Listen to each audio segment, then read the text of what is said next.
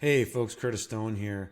We're going to carry on our video series looking at all the states and provinces of Canada and the US and highlighting areas to consider, areas to avoid, talking a little bit about the overall of the place. And today we're going to be reviewing the great province of Alberta. And I've spent a lot of time in Alberta as a guy from BC, probably. I lived in Quebec and Ontario, so maybe I haven't spent as much time in Alberta as those places, but I have spent a lot of time in this place because I know a lot of people there, and it's close to BC, so we have a tendency to travel to our neighboring province in Canada, as I'm sure you do in the United States. So we're going to talk about Alberta. Now, Alberta's a big province. Most people live between Edmonton and Calgary. And absolutely most of the population of the province is there.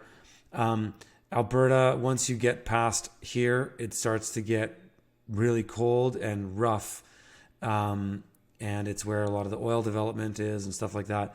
But it's cold, and there's the muskeg ground, which is somewhat permafrost. But when it thaws out, partially in the summer, it's really muddy and gross, and there's tons of bugs. And I've generally found pretty much anything past Athabasca in Alberta, I wouldn't recommend living there.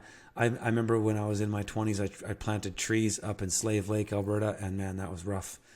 The bugs were off the chains. It was probably in late May, early June. It was hot and humid, and the black flies, the mosquitoes, and the deer flies were constant and relentless. And there's no-see-ums, small little bugs that crawl in your eyes and ears, and it's miserable. So it's tough up there. I generally prefer, not too much further north than Edmonton, but there's lots of good spots out here. In these zones. Again, what I tell people all the time is on the high ground in the trees, that's where you want to be. And, a lot of Alberta is just what we call peri-urban ag land. And so you can see these are all quarter sections of land, and a quarter section is 160 acres. Now, is this a quarter section or is this a quarter section? Let's just find out real quick and test my... Yeah, there we go. So, these squares are all quarter sections, 160. And then this is what they call a section of land. And this is how most of Alberta is split up.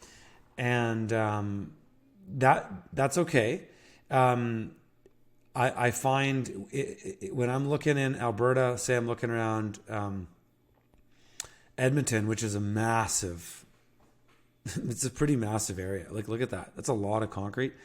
And Edmonton is quite woke now. And so, take that in consideration. The closer you are to the wokeness, the closer you are to the tyranny.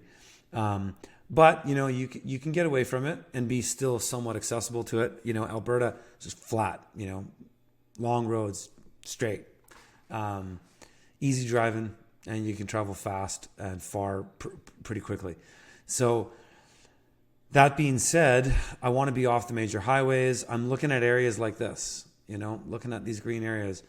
I don't mind being in just areas where everything's divided up in quarter sections, but I'm thinking about riparian features, water features, into the forests, little ponds, little lakes. Look at this, the golf course. That's where we want to be.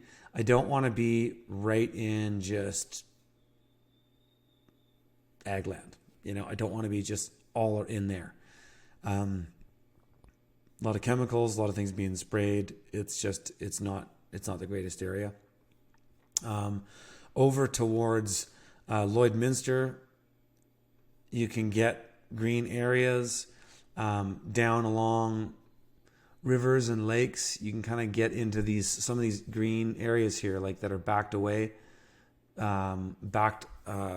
offset from the big ag land, so you can kind of tuck into the riparian or green areas that have topography along these water tributaries.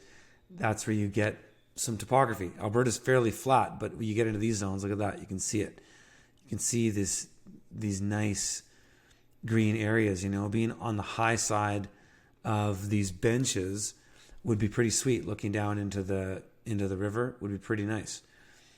So let's just look at real quick where we want to avoid.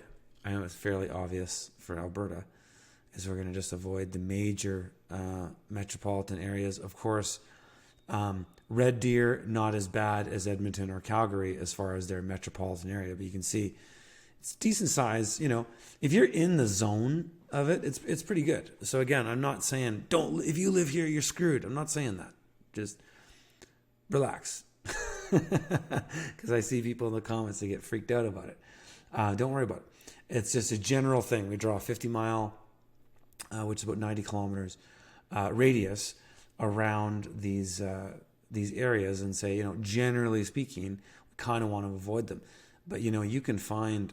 Is this Pigeon Lake? Yeah, I found some really sweet properties here this year in this zone.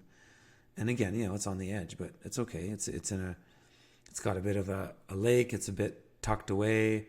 That's all right. But generally, yeah, we want to avoid that. The main vein between, I would say, if you could avoid being right off Highway 2, that would be good. The main vein between Calgary and Edmonton is just nonstop 24/7 traffic. And so I wouldn't want to be near that. But, you come into even some places like this along the river here, you might find some decent spots. Look at that. Tucked away from the big ag on this side and the big ag on this side, you might find some nice spots. Now, Alberta, there's parts of it that are really, really dry. This whole area here, kind of from Drumheller to Medicine Hat and down below towards the Montana border, is extraordinarily dry. It's what's called the BSK climate. So just to pull up my climate classification map here and just show you. BSK climates are fairly rough. It's hot. Well, it's not that hot, but it's kind of warm and windy in the growing season, which means it's okay for some crops, like cereal crops and things like that. But it's dry. There's very little precipitation. There's actually very little snow in the winter.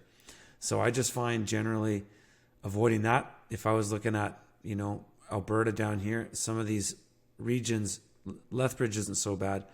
Being on the boreal side of things, which means more precipitation, especially in the winter, giving you more snowpack, which means you can harvest that water on the surface in the form of ponds or things like that. Whereas out here doing those kinds of broad earthworks just doesn't have the same payoff because it's just so dry. And so unless you have a consistent form of well water, it can be really challenging to grow in this zone. So definitely take that into consideration. Let's look at some good locations in the province.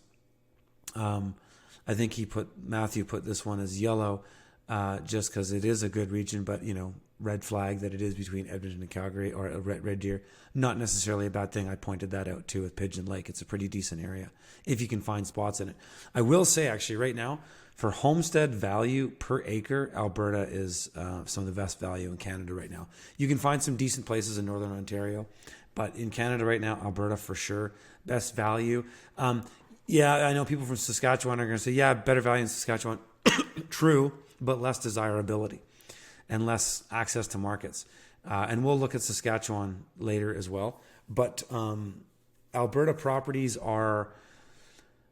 they're pretty well lived in. You can find decent infrastructure and there's a good amount of stuff there. This Lac La Biche area, we found tons of good properties in here over the last year. You got a microclimate lake effect with Lac La Biche. But you also get some bugs too. So, and a lot of these kind of marshy areas and small lakes, you get that. So, take that into consideration. But we have found decent properties in that area over the last couple of years or last year. And, yeah, you're probably going to be a zone 3 to zone 4 up in there, but you are going to get more precipitation. You're going to have access to more water, more surface water, more rainwater, that your growing conditions are going to be better here than they are here. They're also going to be more stable. There's less wind up here than there is down here.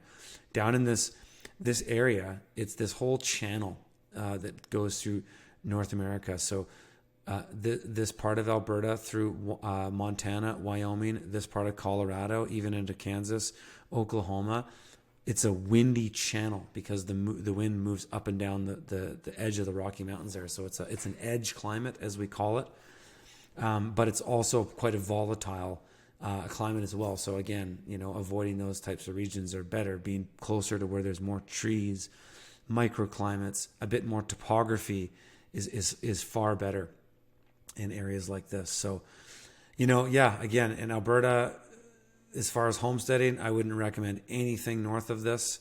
It's just, it's rough. It's rough. But it's a big province, so you got a lot to play with. One thing I would also consider and caution against is when you're coming up towards Canmore and Banff and these places, in this channel here, this climb to the Rocky Mountains, as beautiful as it is, I mean, it's some of the best drives in North America. When you come down into Calgary from Canmore and all this on Highway 1, it is some of the most stunning scenery ever. I highly recommend anybody, if you haven't done that drive, I would say the next comparable beautiful drive would be Big Sur, California, as far as just the beauty of the area. It's beautiful, but you don't want to live there. It's tough. Canmore and these areas, the climate is volatile.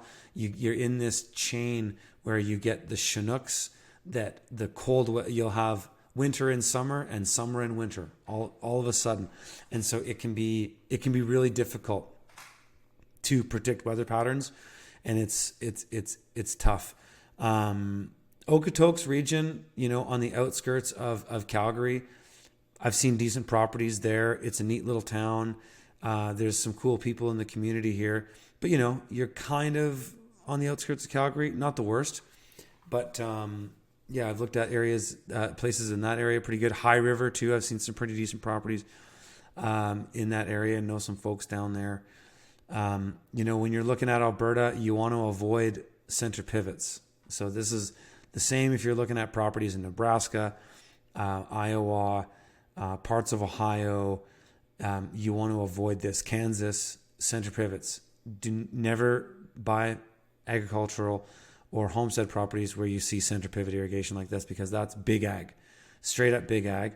And center pivots are big infrastructure because there's not a lot of water that naturally happens here through the rain. And so they're pulling from the aquifers, meaning that if your well is potentially in this area and it's on the same aquifer as here, this is your competition for water. So you really want to consider that. So avoid all center pivot areas. Avoid any, I would avoid all of this. It's just all big ag. You don't want to be anywhere near that. Get in the riparian zones. But make sure your property isn't just a riparian, because if your property is just a riparian, the government's going to have all kinds of things for you to consider. And so you can have a riparian area, which is basically a green treat area that follows a body of water or a river or something like that. You can have those in your property, but if your property is just that, then you can be somewhat limited on what you can do with your property. So just take that into consideration too when you're thinking about riparian areas. But yeah, down here, I know some farmers down here. This is decent area. You can see, look at just a lot less big ag, a lot more mixed stuff happening here. We've got some topography with the rivers and some of these tributaries that come down from the mountains, from the Rocky Mountains. Some neat spots down and around there. Being kind of close to Montana is kind of cool too. But that's what I would consider for Alberta. And if you guys enjoy, these videos that I'm doing, check out my free web class that I've got. There'll be a link in this video. And I'm going to go over my 3 secrets, how you can find your dream homestead property. And I kind of go through 3 most expensive mistakes people make. I talk about my 3-part framework where we look at the criteria that what makes a good property and kind of how we can find hidden gems that most people would overlook. And then how to do some tricks within Google Earth and use Google Earth. It's a very handy tool. It's how I do all of these assessments. And if you guys want to check that out, there'll be a link in the show notes here. And I'd love to see you in there. All right, we'll see you in the next one.